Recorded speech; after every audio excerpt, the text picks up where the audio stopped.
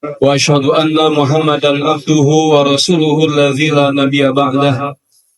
اللهم صل على محمد وعلى آل محمد كما صليت على إبراهيم وعلى آل إبراهيم وبارك على محمد وعلى آل محمد كما باركت على إبراهيم وعلى آل إبراهيم إنك حميد مجيد. فقال الله تعالى في كتابه الكريم: أعوذ بالله من الشيطان الرجيم. يا أيها الذين آمنوا كتب عليكم الصيام كما كتب على الذين من قبلكم لعلكم تتقون. وقال رسول الله صلى الله عليه وسلم: من صام رمضان إيمانا واحتسابا غفر له ما تقدم من ذنبه. Al-Hadits. Puji dan syukur kita panjatkan kehadirat Allah Subhanahu wa Ta'ala. Alhamdulillah atas limpahan nikmat, karunia, taufik dan hidayah dari Allah Subhanahu wa Ta'ala. Pagi hari ini awal saum di bulan suci Ramadan, Allah Subhanahu wa Ta'ala melimpahkan taufik dan hidayah kepada kita semuanya. Mudah-mudahan Allah Azza wa Jalla memberikan kita kekuatan, kesabaran, ilmu yang dengannya kita bisa lulus di bulan suci Ramadan dengan memperoleh rahmat dan ampunan dari Allah Subhanahu wa Ta'ala. Amin ya Allah ya Rabbal Alamin.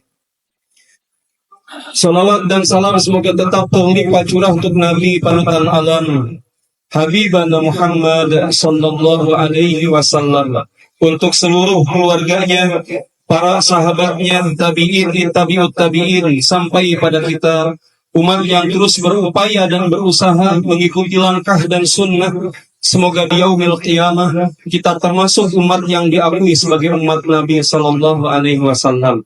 Amin ya Allah ya Rabbal Alamin. Bapak Ibu, ayah bunda, alhamdulillah hari ini kita kembali berjumpa setelah 1 tahun tidak bertemu. Betul ya? Ya, acara Ramadan begitu. Ya, 1 tahun tidak terasa. Padahal saat itu kita merasa bahwa Ramadan rasanya baru 1 bulan yang lalu. Kita bubar dari sini, terakhir kajian, lalu kemudian hari ini sudah masuk di bulan suci Ramadan. Kata Nabi alaihi salatu wassalam, la taqumus sa'ata hatta yataqarabaz zaman. Tidaklah terjadi hari kiamat kecuali waktu terasa begitu cepat berlalu. Jadi waktu yang tahun lalu ke tahun ini gak terasa. Sekarang sudah kembali berjumpa dengan bulan suci Ramadan. Oleh karena itu mudah-mudahan kita bisa memaksimalkan, memanfaatkan waktu yang Allah berikan. Karena kita tidak pernah tahu saat kapan kita pulang dan berjumpa kembali dengan Allah Subhanahu wa Ta'ala. Allah Azza wa Jalla berfirman, ya ayyuhalladzina amanu, wahai orang-orang yang beriman. Alhamdulillah yang hadir di sini adalah orang yang beriman. Amin, alhamdulillah. Karena tingkatan hamba di sisi Allah ada 4 tingkatan. Tingkat paling bawah namanya adalah muslim, beragama Islam, tapi masih suka melakukan dosa, bisa jadi terkena perbuatan-perbuatan maksiat, sangat mungkin. Bisa jadi juga tidak terhindar dari hal-hal yang diharamkan Allah. Makanya levelnya masih bawah, muslim. Tapi dia sudah beriman kepada Allah, cuman derajatnya masih bawah. Level kedua baru mukmin, orang yang beriman. Iman itu hati, lisan, perbuatan sama. Kebalikan dari munafik dan fasik. Kalau munafik, hati dan lisan berbeda. Lisannya iya, hatinya tidak. Itu disebut dengan lain di mulut, lain di bangetnya harap hati. Tuh, kan hafal ibu mata. Sementara fasik itu lain di mulut, lain di perbuatan. Mulutnya A, perbuatannya B. Jadi antara mulut dan perbuatan tidak sama, berbeda. Bahasa ibu dan bapak namanya patoja. Ya, patojaiyah itu adalah suaminya mutojaiyah. Patojaiyah. Analogi dari orang fasik itu seperti calo. Calo di Banjaran bilang lega, lega, lega, lega, naik ke angkot, naik masuk ke dalam angkot. Sementara calo sendiri tidak naik. Ya. Jadi kita bilang, mang calo teh berarti pasek. Karena lain di mulut, lain di hati. Ya bukan, lain di mulut, lain di perbuatan. Ngajakin orang naik, ngajakin orang ke Tegalega, dianya sendiri nggak ikutan. Fasik, itu analogi saja. Analogi orang fasik yang betul adalah ketika kita ngajakin orang sedekah, kita nggak sedekah. Ngajakin orang lain sholat, kita nggak sholat. Ngajakin orang lain untuk ikhlas di dalam amal, kita nggak ikhlas di dalam amal. Berarti itu ciri bahwa orang itu fasik. Nah, mukmin mah berbeda. Hati, lisan, perbuatan sama, itu mukmin. Derajat yang kedua, yang ketiga.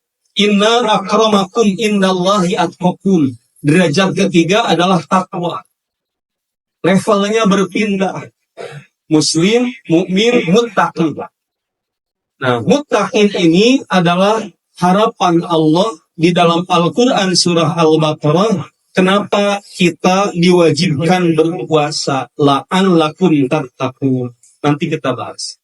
Derajat paling tinggi adalah muhsinin. Muhsinin, perbuatannya ihsan.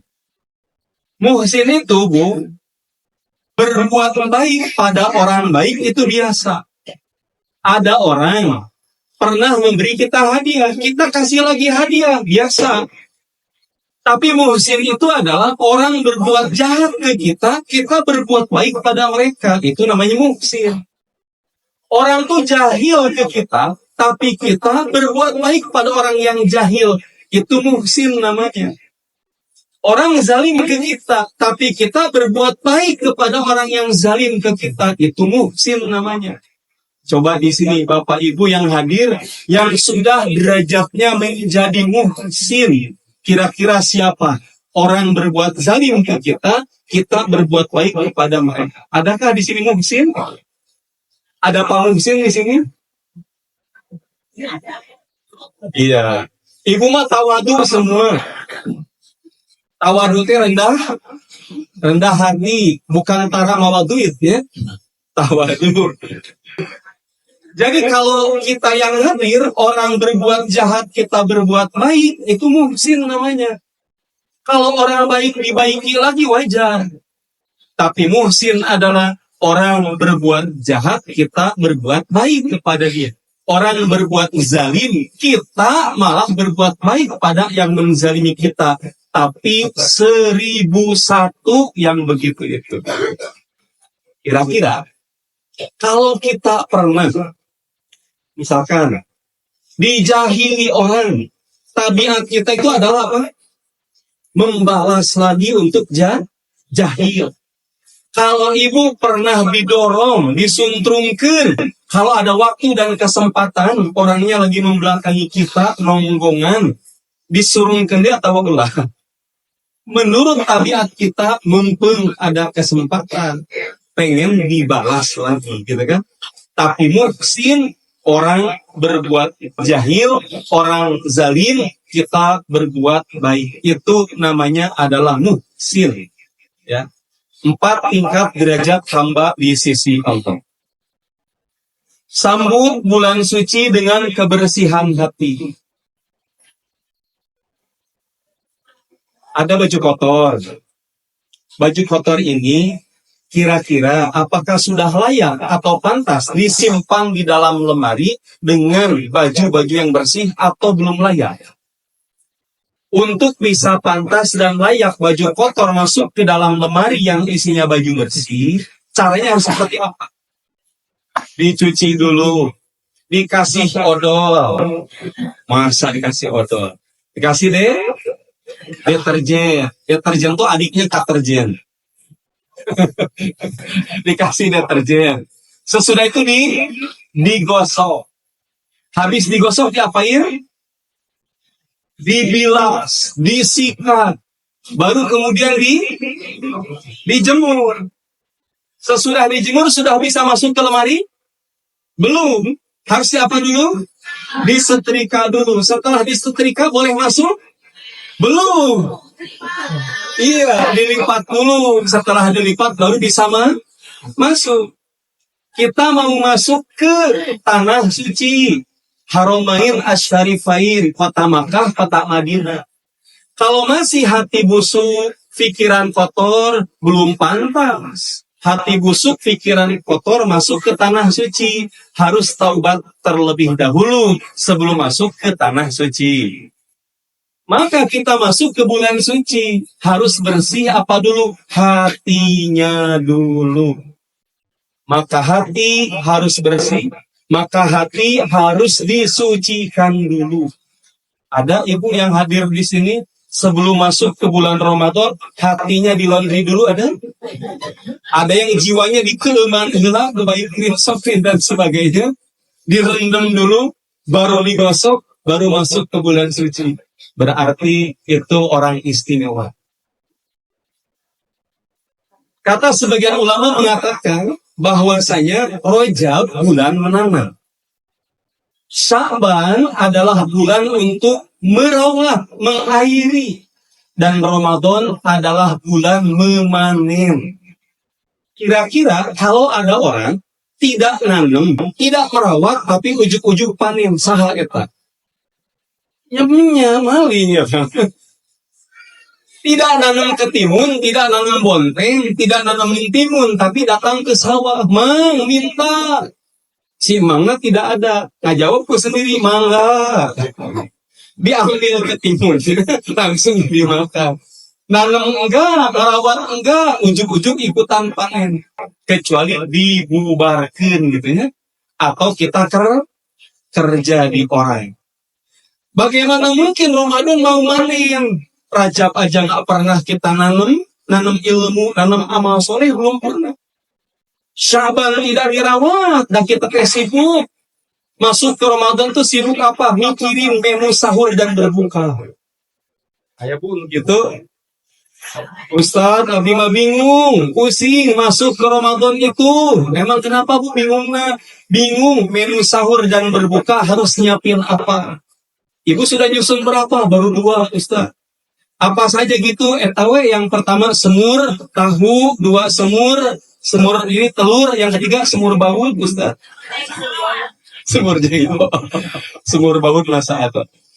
Maka lebih sibuk daripada menyiapkan ilmu, ya, lebih sibuk menyiapkan duniawi daripada ilmu. Bagaimana mungkin Ramadan mau Natal? Tidak terlambat, insya Allah kita akan siapkan hati kita, kebersihan hati kita selama di bulan suci Ramadan.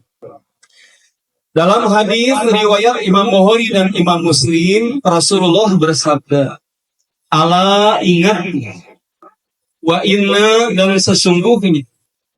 Ini ehonya kecilnya saja. Fil jasadi, di dalam jasad, mudghatan, ada segumpal daging. Idza, apabila solahat, bagus, baik, sehat, itu segumpal daging. Solaha, maka baik. Al jasadu uluhu, itu fisik, itu jasad semuanya.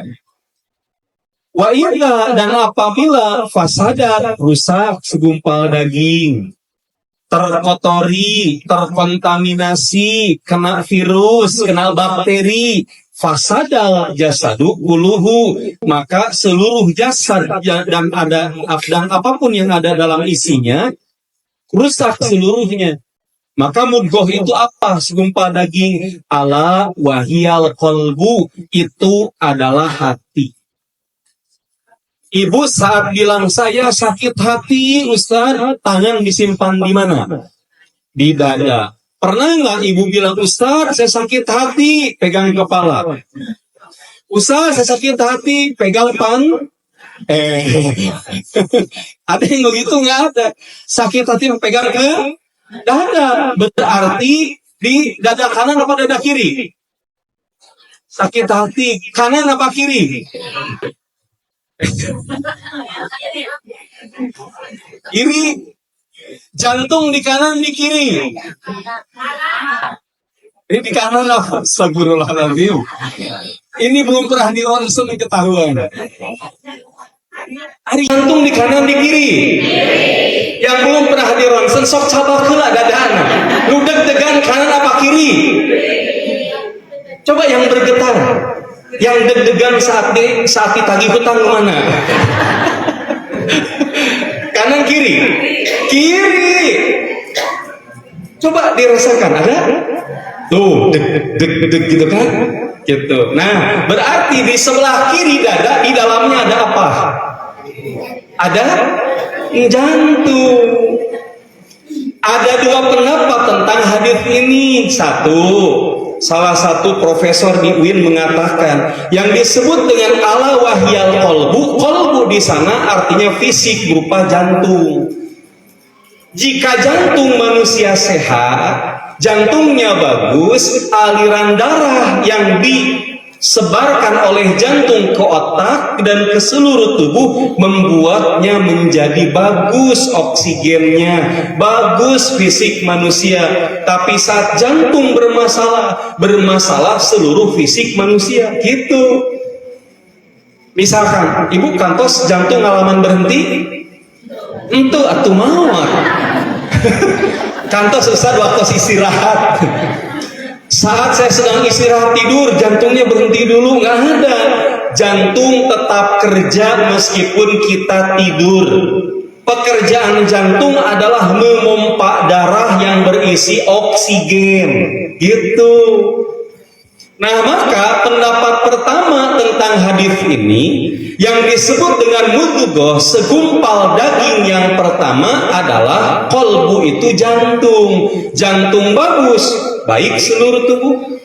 Jantungnya rusak, kurang baik, terkontaminasi, ada bakteri, ada virus, jadi cara kerjanya tidak bagus, rusak itu fisik. Ya, kalau tidak bagus. Pendapat kedua yang disebut dengan ala wahyal qalbu non fisik, tidak terlihat, yang disebut dengan nurani. Maka ibu sering bilang hati nurani.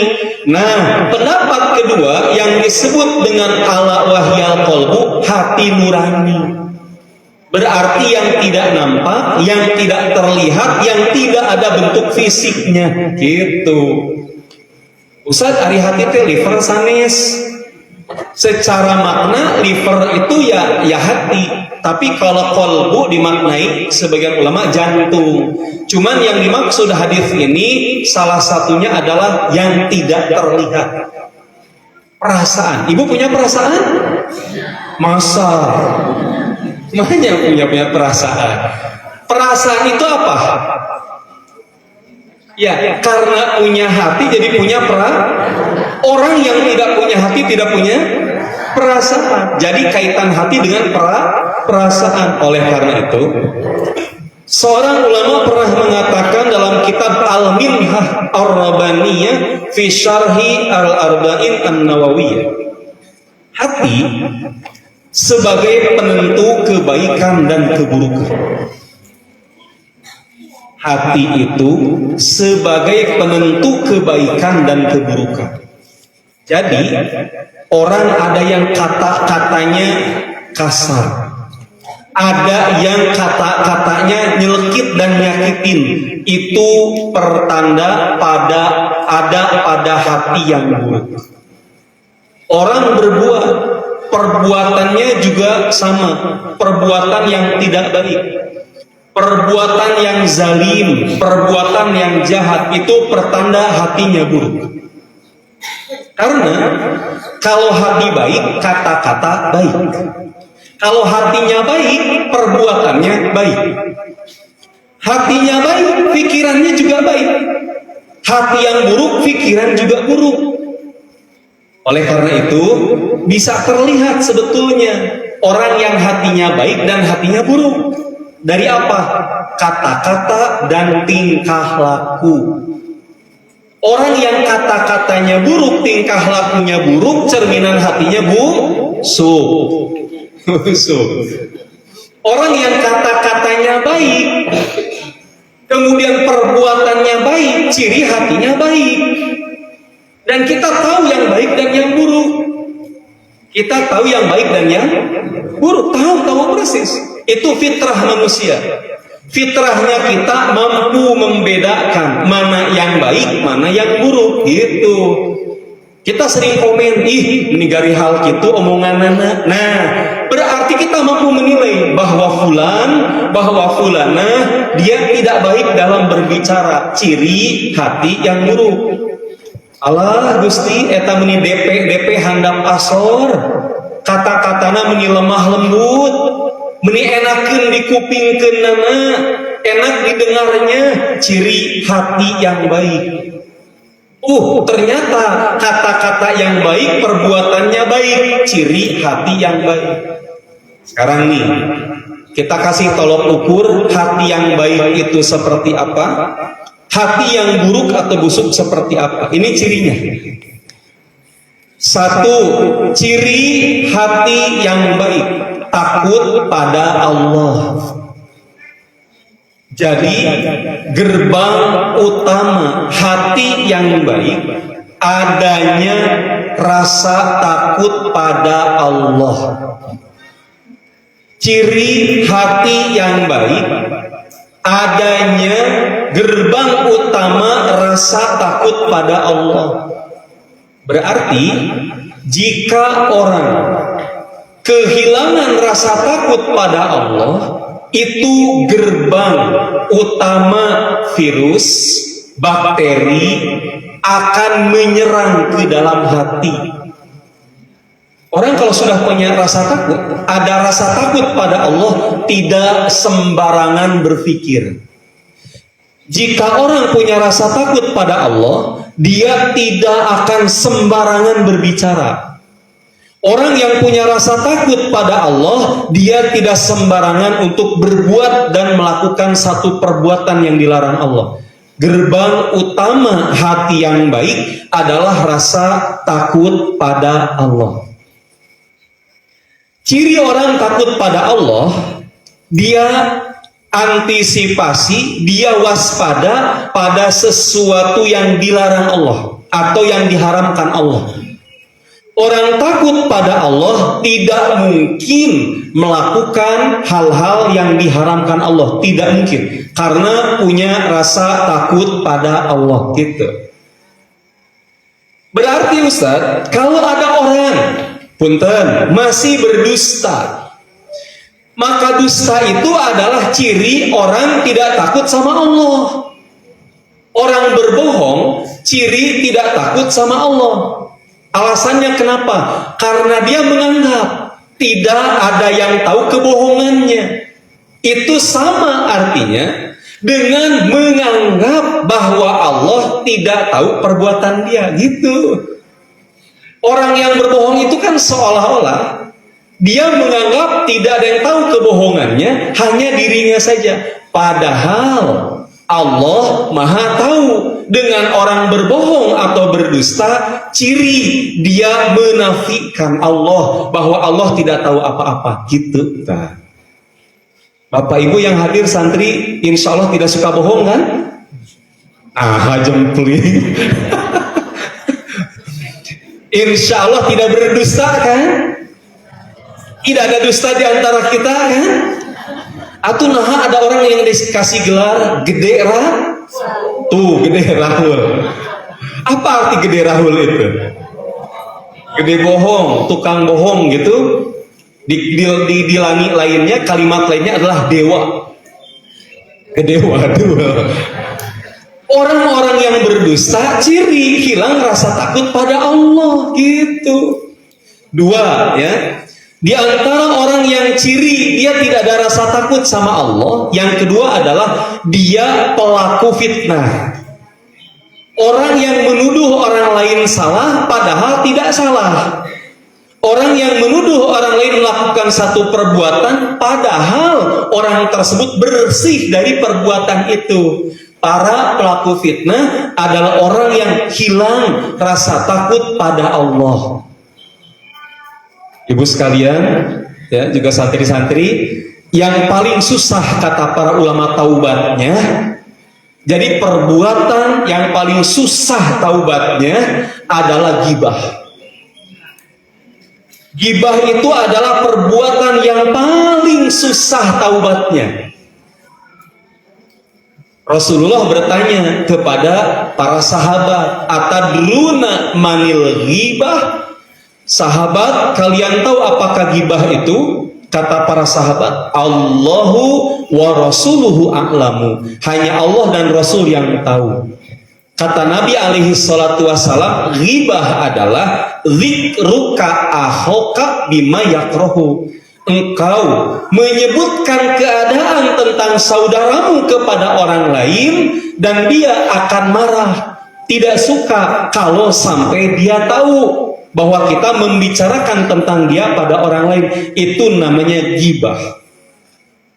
Contoh misalkan kita bilang tentang saudara kita bahwa saudara kita itu kalau tidur suka ngorok. Ngoroknya lagi kayak mobil tronton naik tanjakan. Gitu kan? Gitu. Atau dibilang lagi itu kalau sudah ngorok katanya seperti mobil butut katanya, ya, seperti mobil butut. Jadi ada ngedennya tutut gitu kan. Digambarkan dengan caranya, dengan cara ngoroknya, itu ghibah. Dosa besar yang susah taubatnya, belum tentu diampuni Allah kecuali ibu, bapak, santri datang ke orangnya minta halalnya. "Bu, Pak, saya pengen halal, pengen diampuni Allah, telah melakukan dosa besar." Lalu ditanya, "Apa dosanya?" "Saya ngomongin Anda." "Emang ngomongin apa?" "Cara Anda ngorok." Hati-hati tuh. Kalau dia tidak memaafkan, belum bisa diterima taubat oleh Allah kecuali orangnya memaafkan. Hati-hati. "Ah, Ustaz, jalma eta mah untung teu hadir oge. Kalau hadir orangna rewogna luar biasa. Teu sidikna ieu sagala anu aya hiji di dahar habis, nu kadua tah sakuna sidik tinu." Bisa digembol. Lalu dibicarakan ke orang lain. Hati-hati, dosa ghibah, dosa yang taubatnya paling susah kecuali orangnya memaafkan. Alhamdulillahnya di sini tidak ada yang berghibah. Rada simpe gitu.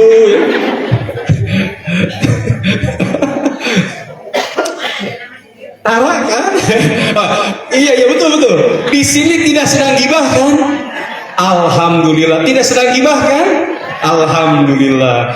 Jadi dosa yang paling susah taubatnya kata para ulama, ghibah itu susah. Jika di dunia ibu tidak datang minta halal dari orangnya, ditagih di akhirat gitu. Pakai apa ditagihnya? Pakai amal soleh. Nah, orang yang paling rugi adalah pelaku ghibah gitu. Ada orang lewat depan Siti Aisyah, cara jalannya unik, ditiru sama Siti Aisyah. "Ya Rasul, ada orang cara jalannya begini nih," ditirukan oleh Siti Aisyah. Rasulullah marah. Apa kata Rasulullah? "Aisyah, engkau telah melakukan ghibah terhadap orang itu. Maka tidak pantas orang berghibah masuk ke dalam surga kecuali minta halal dari orang yang ditirukan cara jalannya olehmu." Alah, osok niru-niru orang, nirukeun cara bicara jumras jemris. Tamanya si Ucu tadi menikiu pisan bahasana, ditirukan cara bicara monyong. Gigina terlihat, ngacaina, hokcaina, ditirukan. Itu ghibah jelas. Alah, kumaha itu.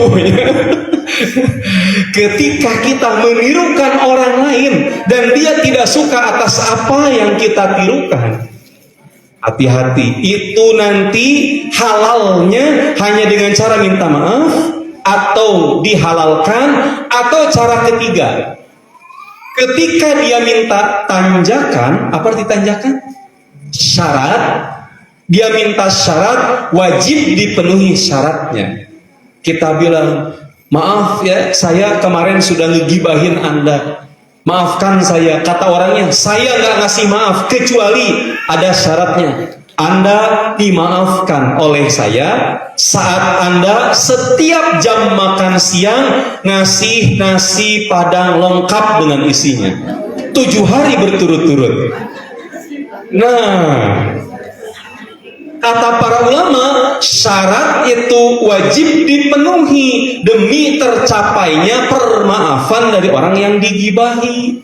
Alah beratnya, saminggu wae ngahlas, apalagi sebulan. Gimana kalau orang ngasih syarat setahun? Maka kata para ulama, wajib syarat itu dipenuhi.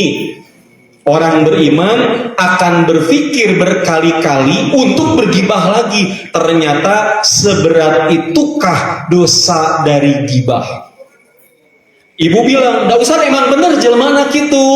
Iya, jika betul namanya gibah, jika salah namanya fitnah. Jika salah namanya fitnah, jika benar namanya gibah. Maka ciri hati yang baik ada rasa takut pada Allah. Orang yang takut pada Allah tidak mungkin dusta, tidak mungkin ada fitnah, tidak mungkin ada ghibah, tidak mungkin ada melakukan hal yang diharamkan yang lainnya. Berarti ciri hati buruk tidak takut pada Allah. 2. Hati yang baik cirinya adalah khawatir akan siksa Allah. Coba di sini yang merasa tidak pernah melakukan dosa sedikit pun, nggak pernah, coba angkat tangan. Nggak pernah berbuat dosa sedikit pun, angkat tangan. Yang merasa suci bersih tidak pernah punya dosa, ada? Kita ganti pertanyaannya. Yang merasa punya dosa meski sedikit aja, angkat tangan. Merasa punya dosa. Ini yang nggak angkat tangan bingung nih. Ya, tidak angkat tangan pun kelihatan banyak dosa. Astagfirullah. Ciri hati yang baik khawatir akan siksa Allah. Bu, kata para ulama, ciri orang dirahmati Allah deg-degan. Dia pernah melakukan dosa masa lalu dan dia khawatir belum diterima taubat oleh Allah dan takut masuk ke dalam neraka atau siksanya Allah. Orang yang seperti itu ciri mendapat rahmat Allah.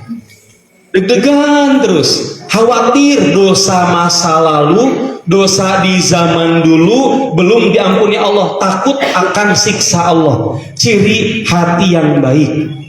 Allah, Ustadz, mangkaning dulu 30 tahun yang lalu Abi pernah tenutup aurat naik karena panggung joget dangdut, Ustadz. Aurat Abi teh ditembrak-tembrak, memperlihatkan aurat di atas panggung. Alhamdulillah Ustadz, sekarang saya sudah berhijab, berjilbab, tapi takut dosa masa lalu saya belum diampuni Allah. Ciri itu hati yang baik. Kebalikannya, ciri hati yang buruk adalah orang yang suka nyinyir, pada masa lalu orang. Ah, Ustad, ayeuna sateh di jilbab, di hijab, buni tingali make karung eta ibu teh. Buni pisan di karungnya. Kan baheula nama. Nah, hati-hati. Kalimat baheula nama kata para ulama ya, termasuk dalam hadis Nabi, tidak akan meninggal dunia seorang manusia yang nyinyir terhadap masa lalu orang lain kecuali dia harus merasakan dosa yang pernah diperbuat orang lain di masa lalu. Contoh ya, da baheula mah tukang mabuk jelema teh tah, ayeuna sate solehna, da baheula mah tukang mabuk, padahal sudah bertaubat. Maka hukumannya adalah dia tidak akan meninggal kecuali pernah akan melakukan dosa mabuk terlebih dahulu. Hati-hati tuh. Atau orang nyinyir karena sakit orang. Nyinyir karena sakit orang. Pira ge nyeri huntu. Pira ge sakit gigi, meniat tadi tamal ku tamalpan. Kenca katuhu ditamal.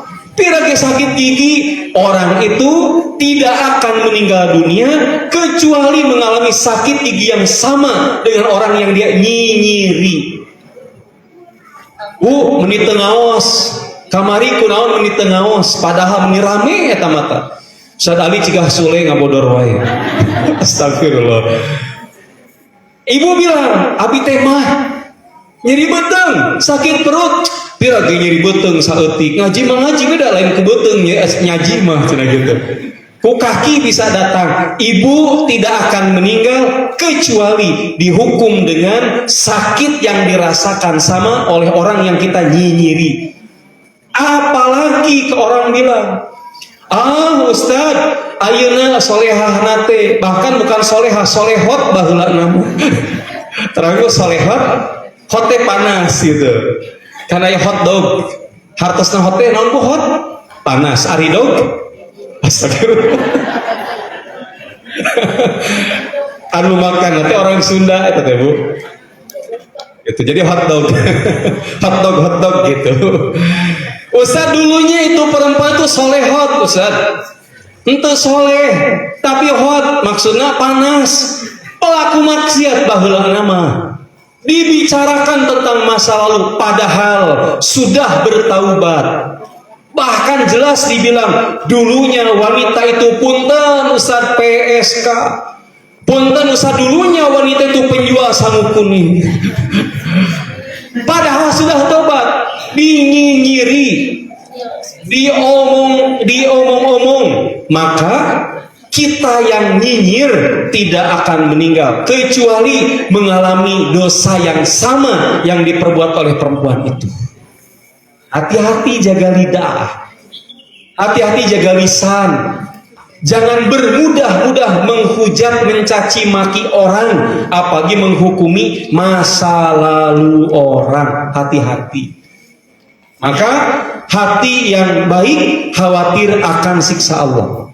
3, bertakwa dan mencintai Allah. Ada hadis sahih riwayat Imam Bukhari tentang 3 doa malaikat Jibril yang diaminkan Nabi langsung. Kata para ulama, hadis Bukhari adalah kitab tersahih kedua setelah Al-Quran. Hadis Bukhari adalah kitab tersahih kedua setelah Al-Quran. Ini hadis sahih. Dari Jabir bin Abdullah radhiyallahu anhuma, beliau berkata, "Annan nabiyya," bahwasanya Nabi sallallahu alaihi wasallam, raqa al-minbar. Nabi naik ke mimbar. Nah, mimbar Nabi dulunya adalah sebatang pohon kurma. Jadi kalau Nabi khutbah bertausiah kepada para sahabat pegang pohon kurma. Tapi para sahabat inisiatif mau ganti mimbar Nabi yang cuma pohon kurma diganti pakai mimbar yang punya 3 anak tangga. Saat Nabi masuk ke dalam masjid, tiba-tiba dengar ada suara tangisan. Hanya Nabi saja yang dengar. Kemudian Nabi keluar nyari, ini tangisan siapa? Ternyata yang nangis adalah pohon kurma yang tadinya dipakai pegangan Nabi. Nabi tanya, "Hai pohon kurma, kenapa kamu nangis?" Itu pohon ngeluh, "Ya Rasul, saya telah diganti dan saya dibuang oleh sahabat Anda." Maksudnya apa? Saya tuh seneng Anda khutbah, Anda tausiah, Anda pegangin saya. Tapi sekarang saya diganti mimbar oleh para sahabat. Apa kata Rasulullah? "Hai pohon kurma, kelak nanti di yaumil qiyamah kamu akan menjadi salah satu tiang istanaku di surga." Baru diam itu. Nabi naik ke mimbar. Ibu bedakan ya anakku sekalian, ada mimbar, ada podium. Podium itu tidak punya anak tangga. Mimbar punya anak tangga gitu. 80% di Indonesia bukan mimbar, podium. Karena tidak punya anak tangga. Tapi mau podium mau mimbar itu bukan rukun dari khutbah, bukan rukun dari sholat. Boleh-boleh saja. Mau mimbar, mau podium, boleh. Cuman baginda Nabi pakai mimbar. Punya 3 anak tangga. Biar terlihat oleh sahabat yang jauh. Kemudian, falamma raqa'ad darajata al-ula, saat Nabi naik ke tangga pertama. Naik nih ke tangga pertama. Tiba-tiba Nabi bilang amin. Sahabat bingung. Nabi mengaminkan apa? Tidak ada yang doa. Falamma raqa'ad darajata ats-tsaniyata, naik ke tangga kedua. Nabi bilang amin. Sahabat bingung juga, ini amin apa? Sampai kali ketiga.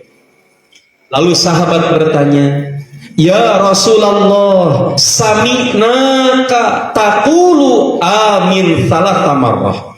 Ya Rasul, kami dengar Anda mengucapkan amin 3 kali, mengaminkan apa? Lalu kata baginda Nabi, ja'ani Jibril. Jibril datang padaku. Dan beliau berdoa sehingga aku aminkan. Apa saja doa Jibril? Ini 3. 1. Kata Rasulullah, falamma raqitu ad-darajata al-ula, saat kakiku menginjak di tangga mimbar pertama, Jibril berdoa, syaqiya abdun, celaka hamba. Adroka Ramadan, dia yang umurnya masuk ke bulan Ramadan, fansalaho, lalu Ramadannya lewat. Walam yukfar lahu, tapi dosanya masih ada, belum diampuni Allah. Berarti dia tidak beramal benar di bulan Ramadan. Apa kata Rasul? Fakultu amin, aku mengaminkan doa Jibril. Awas, hati-hati. Hari ini kita masuk umur ke Ramadan. Kalau sampai Ramadan tidak membuat dosa kita diampuni Allah, maka didoakan Jibril celaka kita dan diaminkan Nabi. Berarti target utama bulan Ramadan ini adalah mendapatkan ampunan Allah berdasarkan hadis ini. 2. Falamma raqitu ad-darajata ats-tsaniyata, saat aku naik ke tangga kedua, ja'ani Jibril.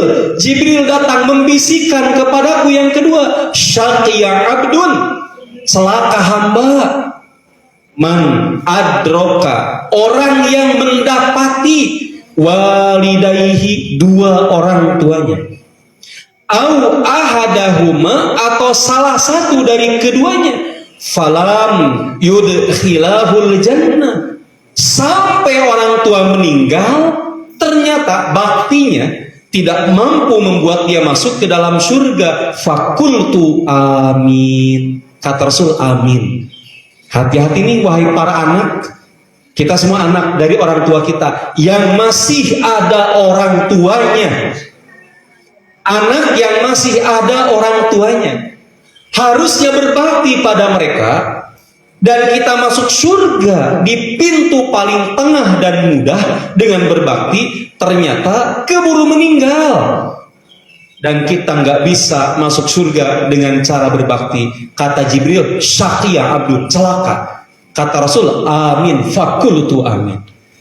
Hati-hati, jangan-jangan kita di sini makan enak, orang tua kita enak gak bisa makan karena sakit.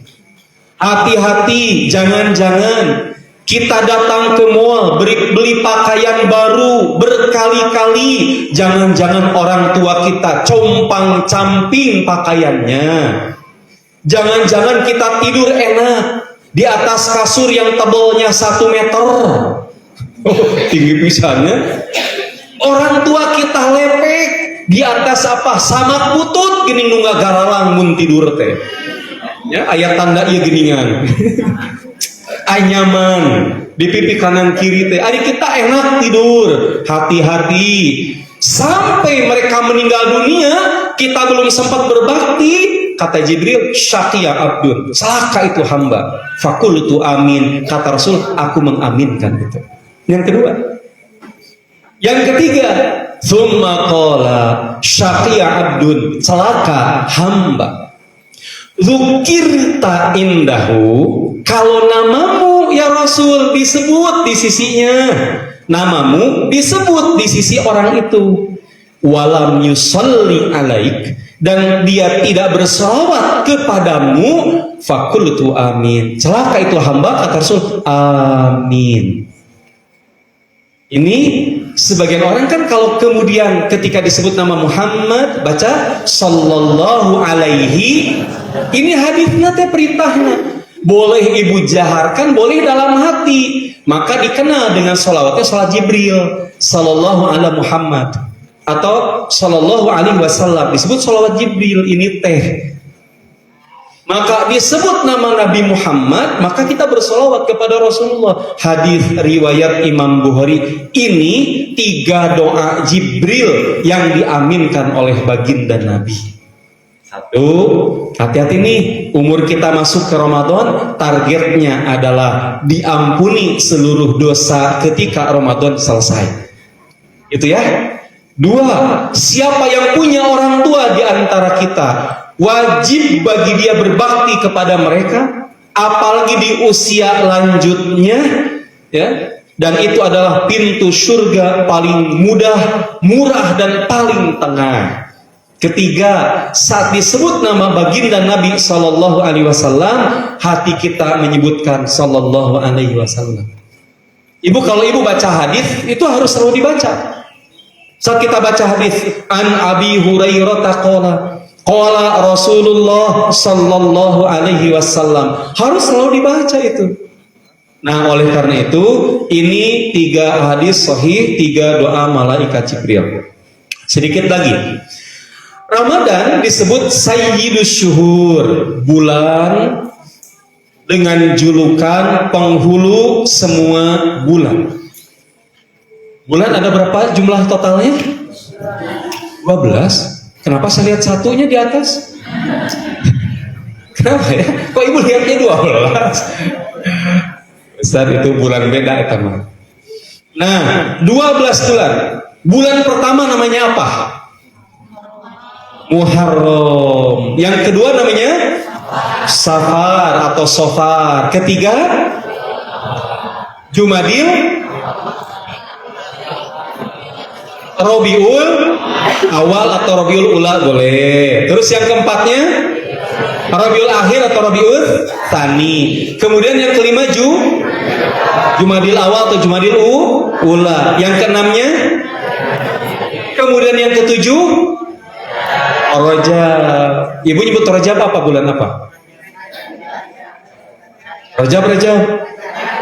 Nah, coba nanti yang beda. Berikutnya setelah Rajab bulan Syaban, nyebutnya apa ibu biasanya? Oh, kan Rawah cenah gitu. Kemudian setelah bulan Rawah, bulan Syaban, bulan Ramadan. Setelah bulan Ramadan, bulan tuh kan Syawal. Terus setelah Syawal bulan Habib. Zulqa'dah, ibu nyebutnya bulan Habib karena kajepit antara Syawal dan Rayagung Dzulhijjah. Baru kemudian terakhir yang ke-12 bulan Dzulhijjah, atau ibu menyebutnya bulan perayaan agung, Rayagung. Nah, kita menyebutnya Dzulhijjah. Itu 12 bulan. Nanti punten anak-anak santri diam di semua pintu ini, ibu yang keluar ditanya dulu satu persatu. 12 bulan ini yang nggak bisa boleh pulang dulu ya, tahan dulu sampai berbuka. Astagfirullah. Ya, hari Januari sampai Desember melihat bisa cirian di kalenderan gitu. Subhanallah ya. Kata Rasulullah, atakum Ramadan sayyidus syuhur. telah datang kepadamu bulan Ramadan sebagai penghulu segala bulan. Famarhaban bihi, selamat datang kepada Ramadan. Wa ahlan, ya, marhaban wa ahlan, selamat datang. Ja'a syahrus syam bil barakati fa'akrim bihi min ra'ihi huwatan. Nah, maka itu disebut dengan tarhib Ramadan. Ibu kan sering dengar lagu kan? Ahlan wa sahlan wa marhaban. Ahlan dari ahlun, artinya keluarga. Sahlan dari sahlun, artinya mudah. Marhaban artinya lapang dada. Kan dilagukan geningan di TV, marhaban tiba, marhaban tiba. Iya. Penyanyinya salah. Siapa namanya waktu itu? Ini hafal teh Isdahlia. Eta mah malu seumur hidup karena nyanyiina marhaban tiba, marhaban tiba. Padahal Ramadan tiba. Ahlun keluarga, sahlun mudah dari sahlan. Marhaban lapang dada. Saat ibu bilang kalimat ahlan wa sahlan wa marhaban, artinya selamat datang. Anda sudah kami anggap sebagai keluarga. Akan kami mudahkan segala urusan Anda dan kami lapang dada berjumpa dengan Anda. Tak ini filosofis nate orang Arab nyebut kita gitu, ahlan wa sahlan wa marhaban. Saat hajian, Bu, saat hajian kita masuk ke hotel di Madinah. Orang Arab menyambut kita di hotel pakai nasyid tola'al badru alaina. Mereka berjejer kanan kiri, lalu mereka bernasyid tola'al badru alaina min thaniyatil wada. Gitu. Hari kita mah enggak disambut begitu. Nyeri itu. Disambut lagu itu. Di Arab kita di hotel Madinah disambut itu dengan tola'al badru alaina. Lalu mereka mengucapkan apa? Ahlan ahlan wa sahlan, ahlan wa sahlan. Artinya apa? Kami anggap keluarga. Karena mereka tuan rumah. Kami anggap sebagai keluarga. Sahlan sahlan, kami mudahkan segala urusan Anda. Dilayani di sana tuh. Dilayani. Kemudian wa marhaban, lapang dada, nggak berat hati nyambut kalian gitu. Terus dilemparin pakai bunga, Bapak Ibu. Di antos-antos dilempar ku ceceh teu aya. Sugan teh real gitu ya, enggak ada. Dipakai bunga. Terus disiapkan kurma, berbagai macam kurma, cemilan roti-roti khas Arab. Minumnya khas Arab, sai dan qahwah, antara teh dan kopi Arab. Disiapkan, disuguhkan, disambut kita lapang dada. Ahlan wa sahlan wa marhaban. Makanya di kita di Sunda, orang datang ke rumah kita ada dua. Hiji semah, dua tamu. Tamu ahlan wa sahlan wa marhaban. Ketok pintu, Jan. Panglingalikeun eta saha tingali di luar, kata ibu ke anaknya. Tong wara dibuka, tong saeutik. Dibuka sedikit, mah teu wawuh, mawa naon eta sirkulir mah tong dibuka. Bawa maaf. Kira-kira mau apa? Sultannya salah, eta berkata sumbangan ulah ya. Tapi beda nih pas ketok dibuka. Saha eta? Dulur mah jauh, mawa naon? Wah ieu bawa beas dipanggul, mawa hayam, mawa entuk. Buka eta tamu kakara. Akhirnya tamu ditata di jamu. Ahlan wa sahlan wa marhaban gitu. Mudah-mudahan Ramadan yang kita sambut ini disambut dengan hati yang bersih, hati yang suci, tidak ada kekotoran hati, karena target kita bulan Ramadan adalah bersih dari dosa masa lalu kita. Cekapeul hatur nuhun, insyaallah besok dilanjutkan. Rabbana atina fid dunya hasanah wa fil akhirati hasanah wa qina adzabannar. Aqulu qouli hadza wa astaghfirullah li wa lakum. Wassalamu alaikum warahmatullahi wabarakatuh.